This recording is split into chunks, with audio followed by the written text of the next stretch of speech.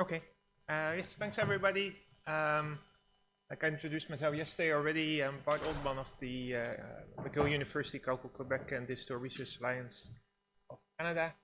And I'm going to talk today a bit about linear algebra. It's a bit of a grab bag topic, and I know in the audience there's a few people really very good at numerical linear algebra, and some who are not very familiar with it. But try to cater to both audiences.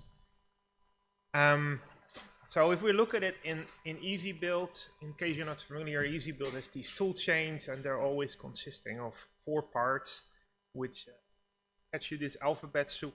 So we're having the compiler, PC, Intel, NVHPC, and CUDA. Well, CUDA not anymore as a compiler in the tool chain.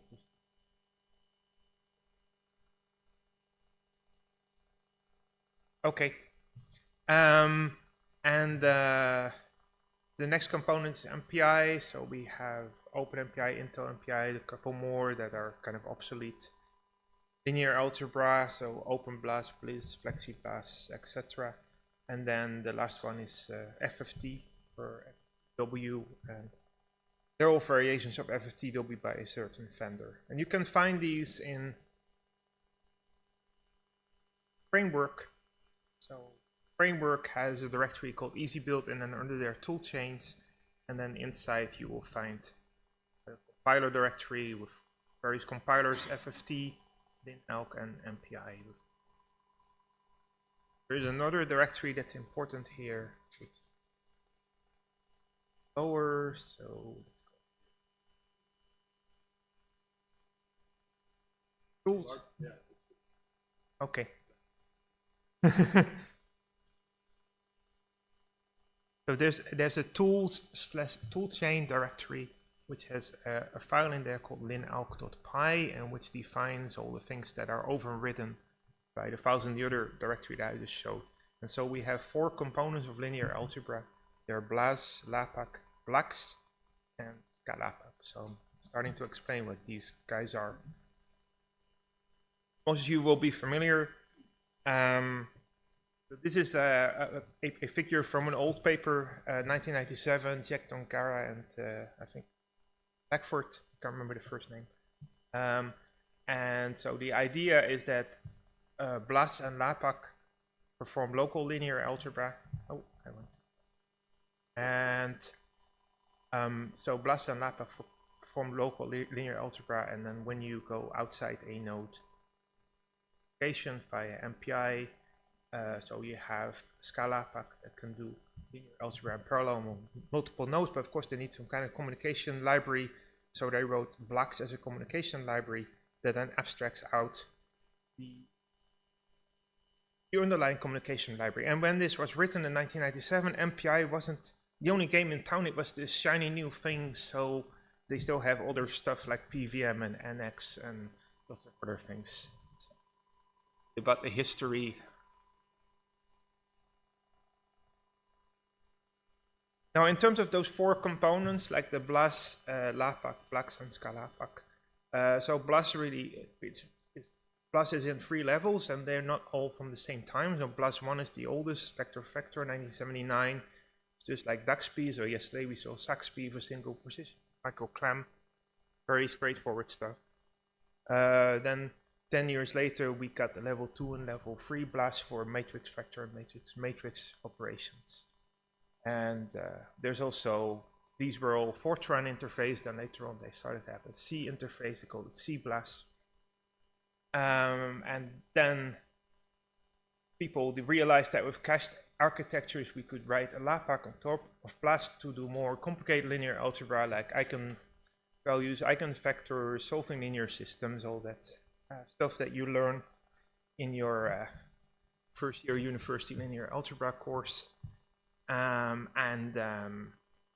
This uses BLAS 3 where possible for efficiency, unlike the predecessors. So basically it tries to use matrix multiplication where possible because those things are fast. Whereas before there were other libraries called LINPACK and IcePACK, and they were more aimed at the vector supercomputers of the 19th. That's now 40 years ago. Oh, that's a long time. BLACS or sorry, I mentioned LAPACK-E, so you may have seen what is LAPACK-E. It's just a C interface to LAPACK. Why is that not called ScaLAPACK? Well, ScaLAPACK was already taken. It was the C translation of Fortran to C of LAPACK. So they couldn't use that anymore, and they named it something else. We've got BLACS. I just showed it on the figure, but you don't really see BLACS anymore, so it's really an obsolete thing in EasyBuild. You could just delete all the BLACS stuff because it's been absorbed by LAPACKs, like ScaLAPACK has included BLACS since version 2.0 in 2011, so high time that we can junk it in.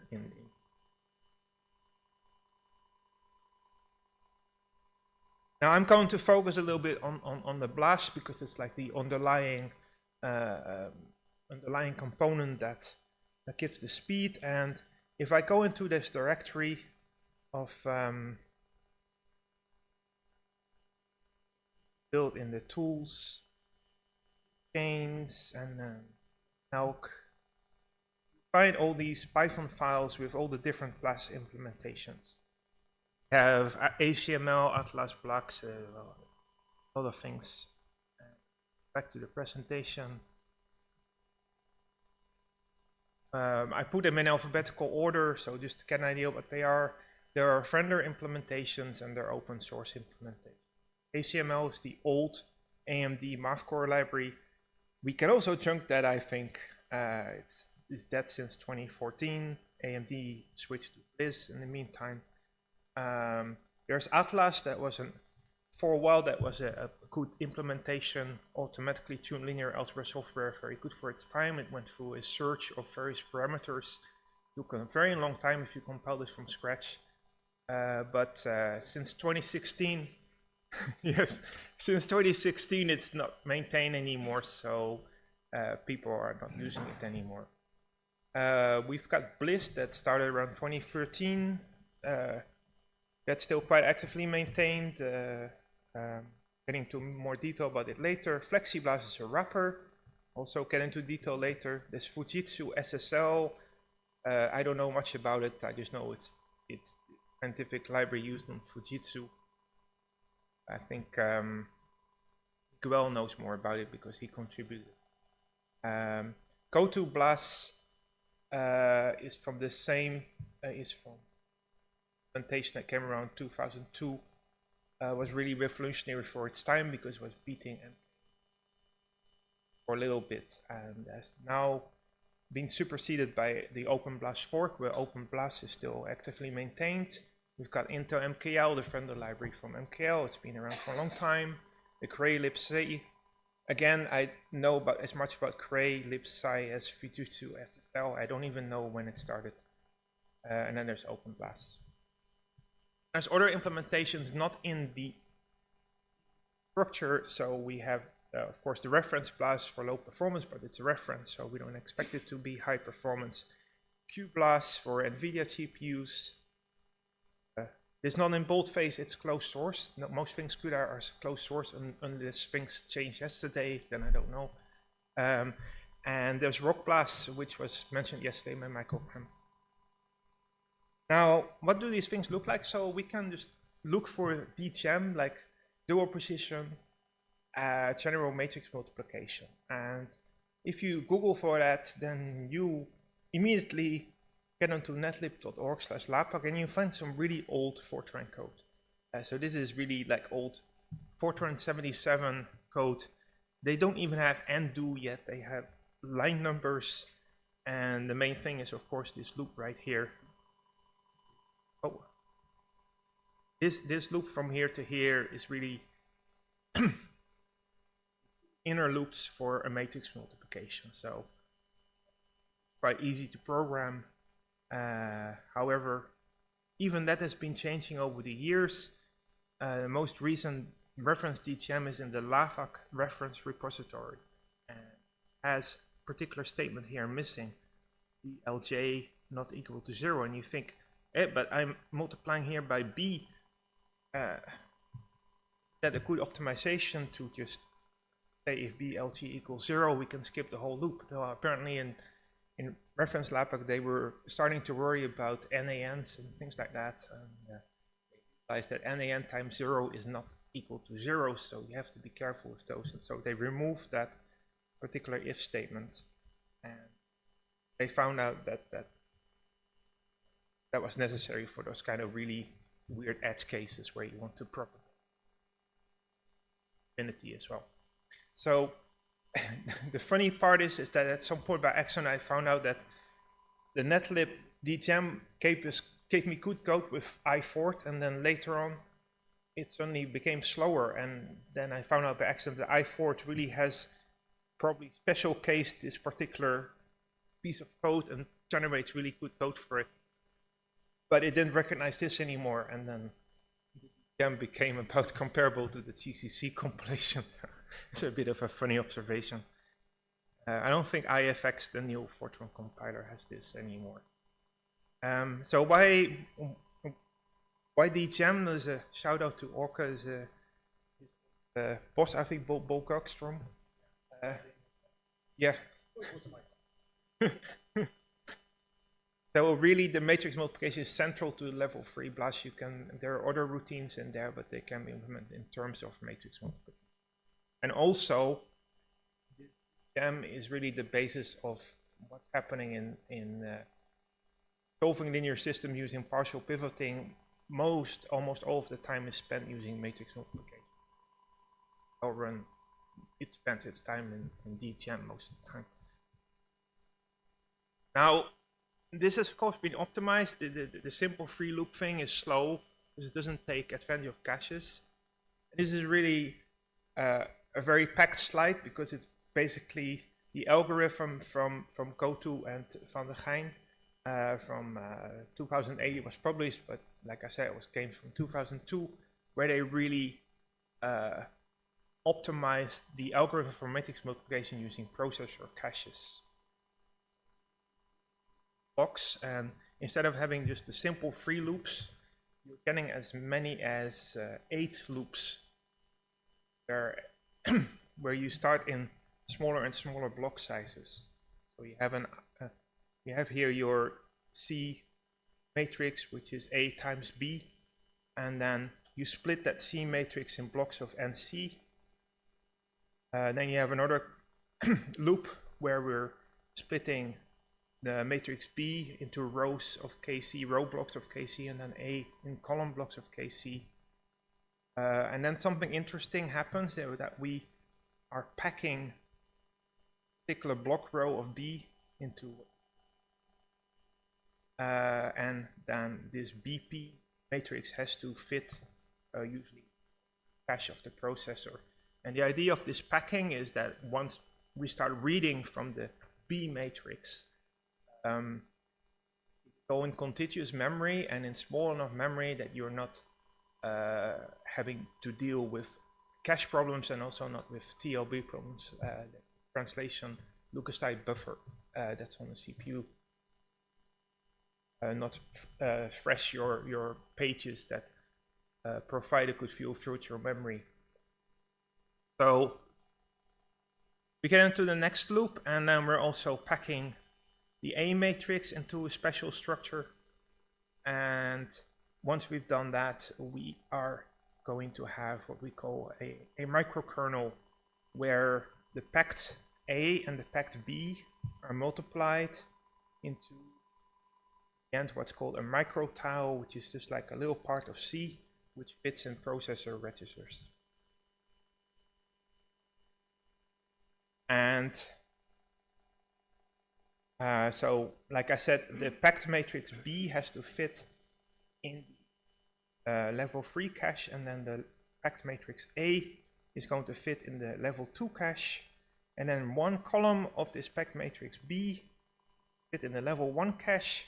We're getting lower and lower and lower, and if we get closer than the level 1 cache, we get the tile. It's called the micro tile.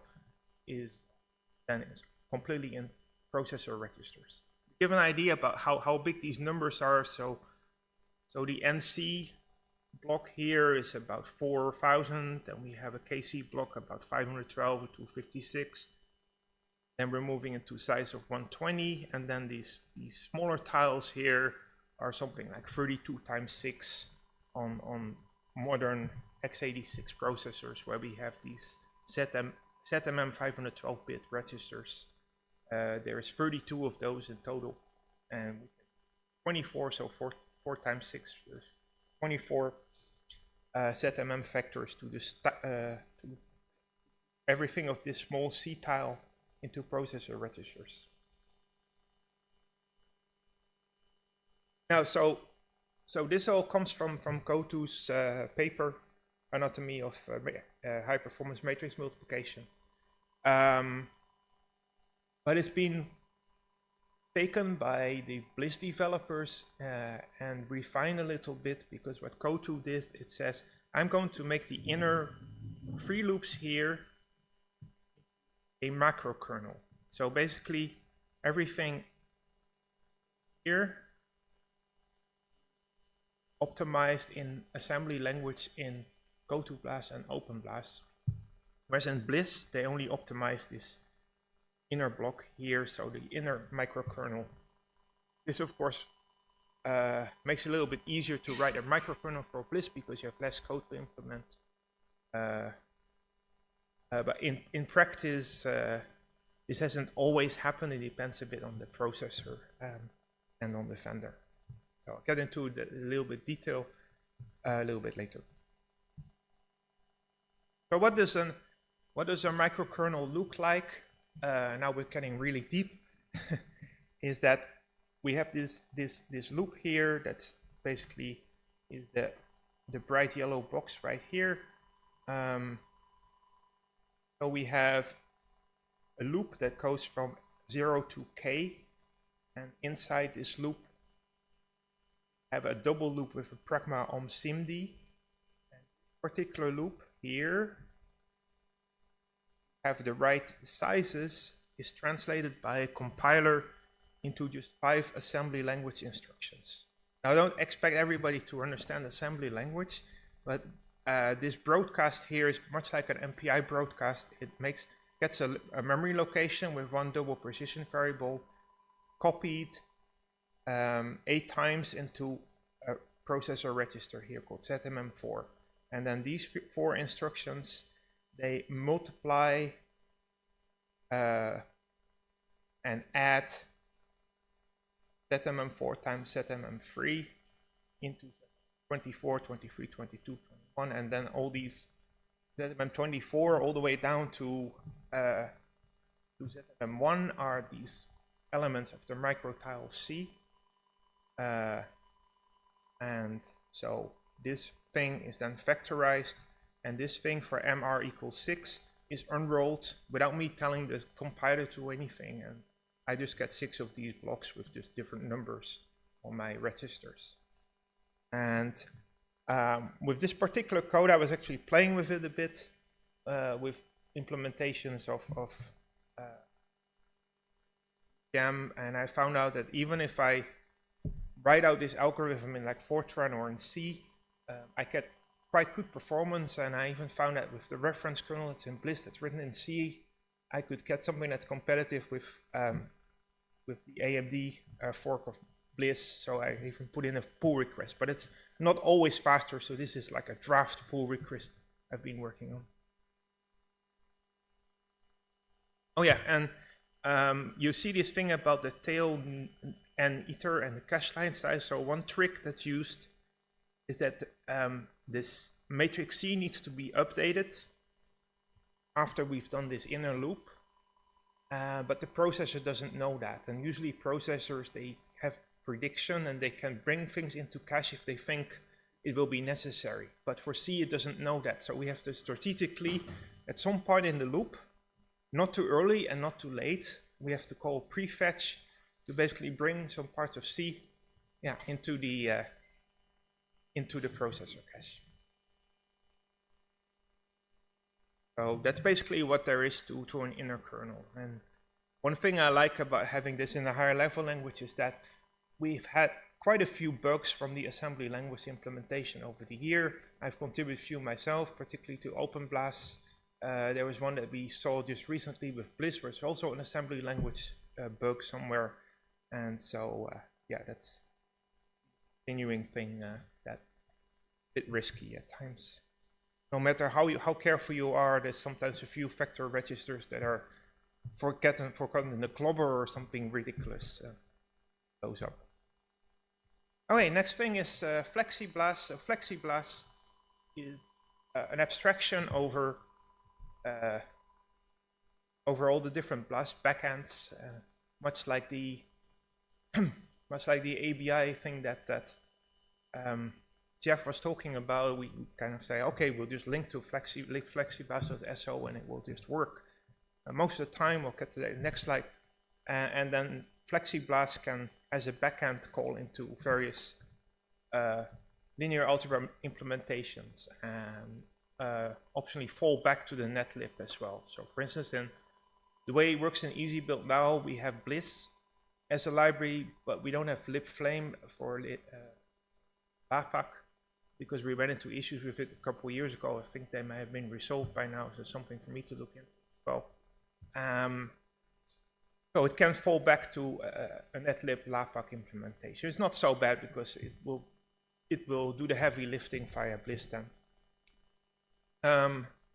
And for MKL, it's a bit special because we have FOSS using FlexiBLAS, but then FlexiBLAS can use MKL as well, but that it cannot depend on it because then it's no longer FOSS really, because then it's not open source because we have closed source MKL. So I implement a little thing in the MKL easy block that it basically creates a library on the fly that can then be linked in at runtime on FlexiBLAS by just setting an environment variable.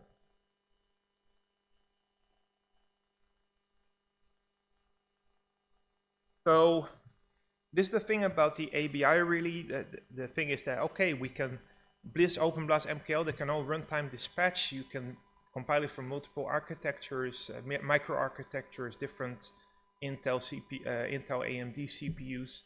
However, so we think, okay, we can just have everything very user-friendly, saying everything is just compiled to one central lib FlexiBLAS.so library on the system, and that will just take care of everything internally using runtime dispatch.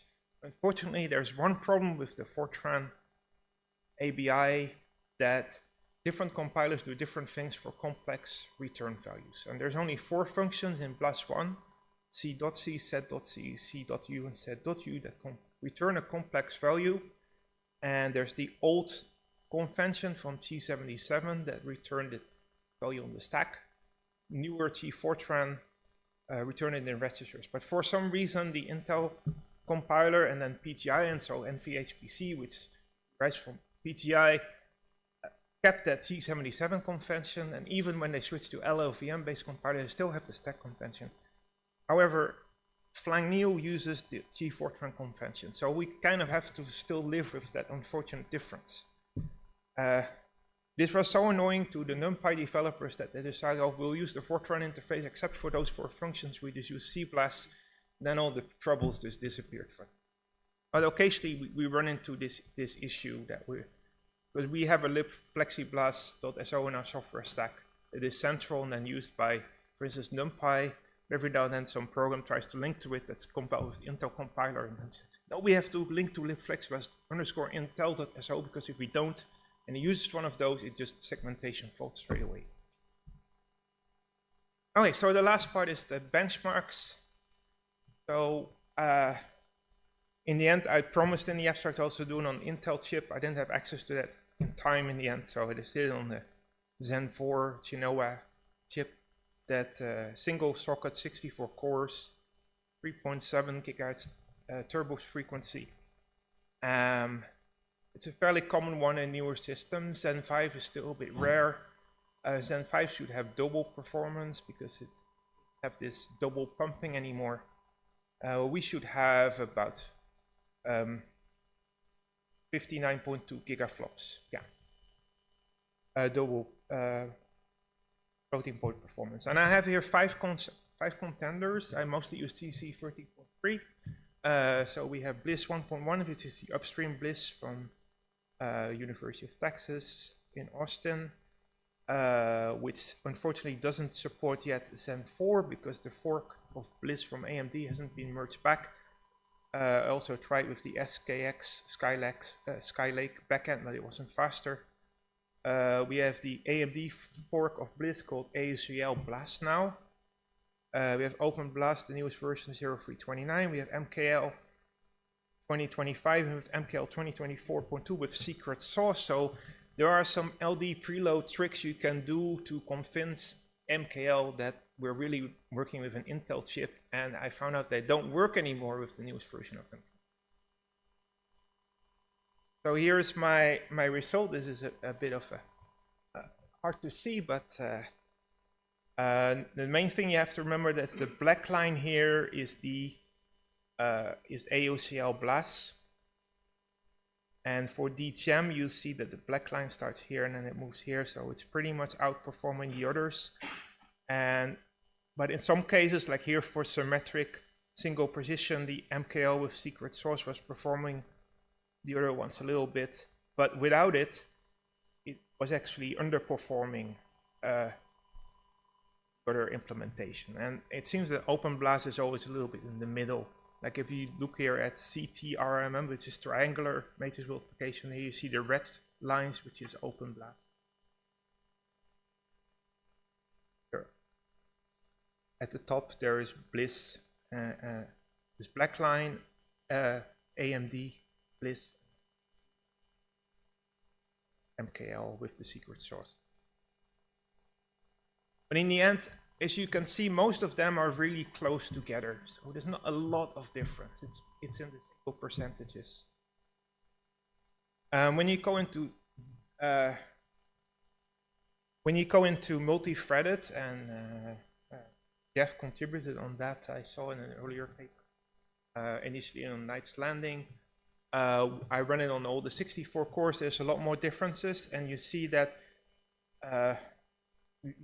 really funny graphs where it goes up and down, but you see that here the solid black line, which is AOCL-BLAS, is winning for DGEM, and then MKL may win for SGEM, but overall it also seems here that AOCL-BLAS is a good choice.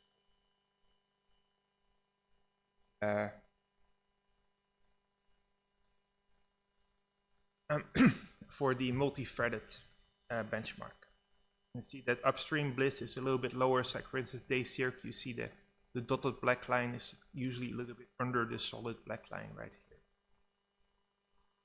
Okay, then I get to my last slide. So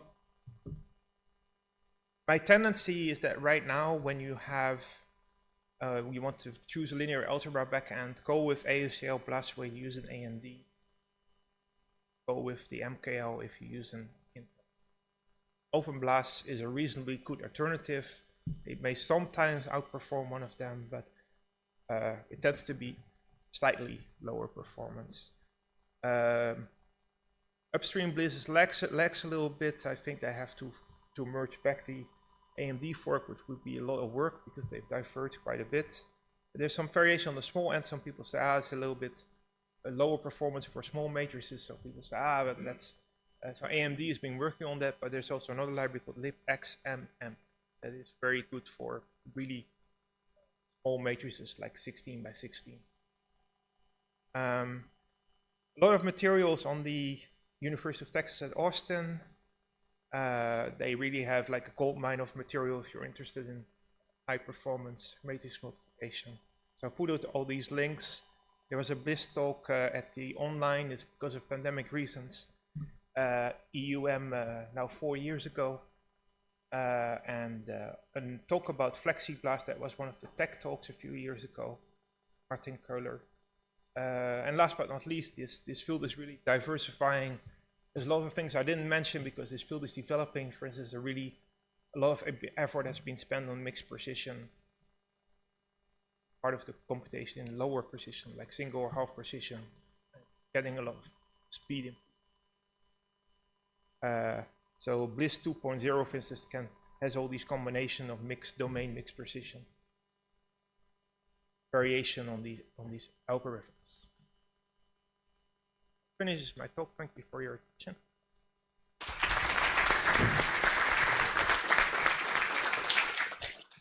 Okay, thank you, Bart. We have time for one question if it's not too technical, so we don't go off on a rant, but any questions for Bart? You can keep it short, Kurt.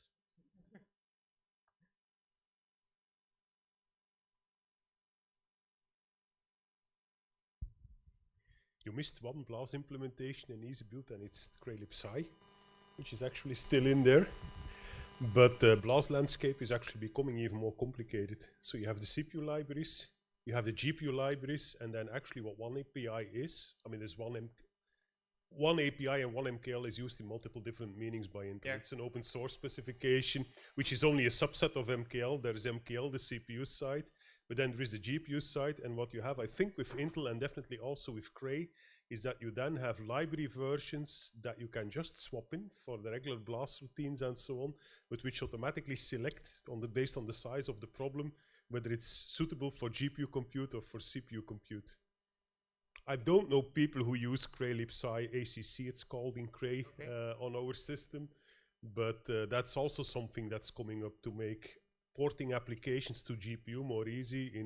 In some cases, if your application spends most of your time in DGEMM and so on, you can just plug in that Cray library and run on GPU, and I think Intel has something similar.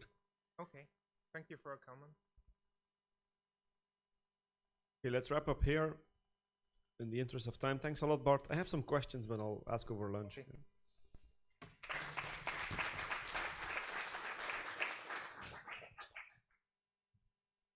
Let's switch over to our last talk for this morning.